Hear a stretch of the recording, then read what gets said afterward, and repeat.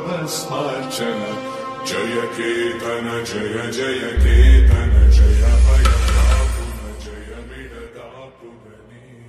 আগের দিন আমরা শুনেছিলাম যে মহারাজ দশরথের রাজ্য অযোধ্যায় অনাবৃষ্টির ফলে মহারাজ ইন্দ্রের ভবনের দিকে রওনা দেন।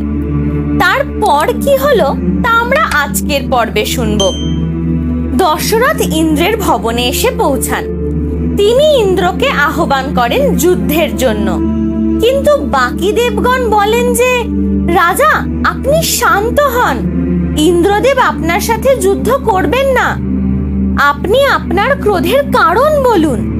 তখন ভূপতি জানান যে তার রাজ্যে অনাবৃষ্টি হয়েছে, ফলে প্রজাদের অশেষ দুঃখ দুর্দশাতে দিন কাটছে। 14 বছর অনাবৃষ্টি, ফলে কোনো ফসল হয়নি, ফলে প্রজারা রাজাকে অপমান করছে। বৃষ্টি করিয়ে সৃষ্টি রক্ষা না করলে রাজা ইন্দ্রদেবের অমরাবতী ছিনিয়ে নেবেন। দেবতাদের কাছ থেকে এই সব বিবরণ শোনার পর ইন্দ্র তো দশরথকে অবজ্ঞার দৃষ্টিতে দেখে, কারণ সে সামান্য মানুষ মাত্র। তখন দেবতারা তাকে বোঝান যে দশরথের মতো পরমবীর খুব কম আছে ভূগোলকে, তিনি শব্দভেদী বাণ চালাতে পারেন, তার সাথে যুদ্ধ মানে নিশ্চিত পরাজয়। তাই ইন্দ্রদেব যেন নিজের অহংকার সামলে রাজার সাথে কথা বলেন।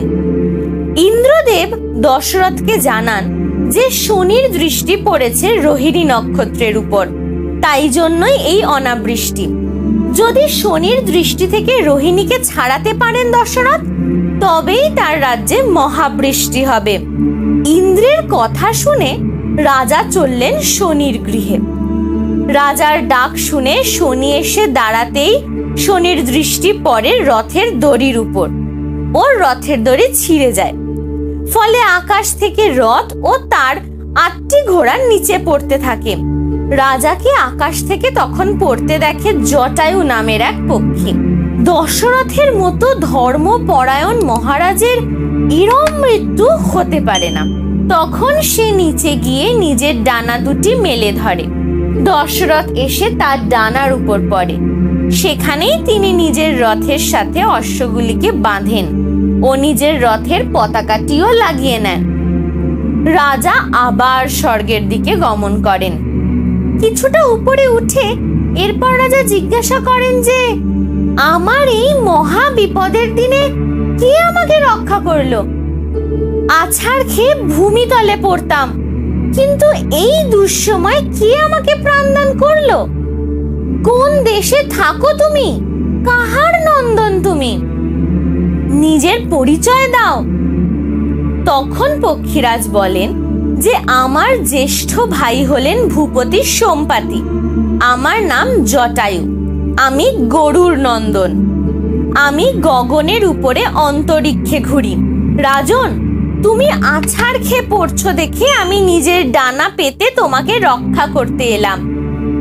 তখন দশরথ জানান যে যেহেতু জটায়ু তাকে প্রাণদান করেছেন, তাই আজ থেকে জটায়ু রাজার মিত্র। এই বলে তিনি রথ থেকে কাঠ এনে তাতে আগুন জ্বালিয়ে অগ্নির সাক্ষী করে তার জটায়ুর সাথে মিত্রতা স্থাপন করলেন। সেদিন থেকেই জটায়ু রাজা দশরথের পরম মিত্র হয়ে গেলেন।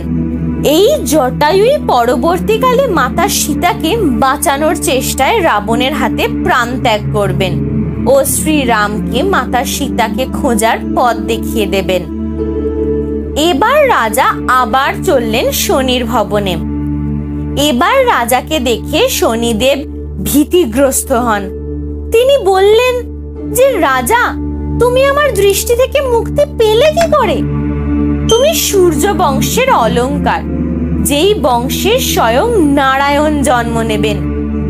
তুমি রাজ চক্রবর্তী, তাই হয়তো আমার দৃষ্টি থেকে মুক্তি পেয়েছো।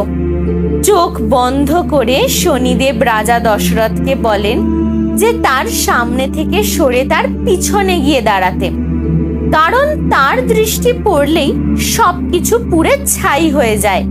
তারও এক ঘটনা আছে। শনিদেব বলেন যে আমার এই কোপ দৃষ্টিতেই কিভাবে শিবের পুত্র গজানন হয়ে উঠল তাই বলি শোনো রাজন। পার্বতীর পুত্র গণেশ জন্মাবার পর সমস্ত দেবরা তাকে দেখতে যায়, কিন্তু আমি না যাওয়ায় পার্বতী দূত পাঠিয়ে আমাকে ডেকে পাঠান। যেই না আমি গণেশের দিকে তাকিয়েছি, অমনি সব দেবগণ চিল্লিয়ে উঠে বলতে লাগলো যে গণেশের মুন্ড কই। এই দেখে দেবীর রাগের শূলপাণি অর্থাৎ ত্রিশূল দিয়ে আমাকে বধ করতে আসলেন। তখন আমি দেবতাদের পিছনে গিয়ে লুকাই। তখন দেবতারাই দেবীর কাছে প্রার্থনা করে বলেন যে আপনার মহিমাতেই তো শনিদেব এই বর পেয়েছেন দেবী, তাহলে এখন আপনি তার প্রতি রুষ্ট কেন হচ্ছেন? আপনার দেওয়া বরের দোষে এখন আপনিই যদি ওকে মারেন তাহলে বাঁচাবে কে? তখন ব্রহ্মা বলেন যে শান্ত হও দেবী, তোমার সন্তানকে আমরা আবার প্রাণদান করব। তখন ব্রহ্মার আদেশে পবনদেব উত্তর মুখে যে প্রাণী শুয়ে আছে তার মুন্ড কেটে আনতে ছুটলেন। উত্তর দিকে মাথা করে ইন্দ্রের ঐরাবত শুয়েছিল, তারই মুন্ড কেটে নিয়ে এসে গণেশকে প্রাণদান করা হয়। হাতির মতো মুখ বলে গণেশের নাম রাখা হয় গজানন। এই দেখে তো পার্বতীর ভারী দুঃখ হয়। তিনি ভাবেন সকল দেবতার পুত্রদের দেখতে এত সুন্দর, কিন্তু তাদের মধ্যে বসবে আমার পুত্র, কেউ তো তখন আর আমার পুত্রকে পুজো করবে না। তখন দেবতারা বলেন যে সকল দেবতার আগে গণেশের পুজো হবে।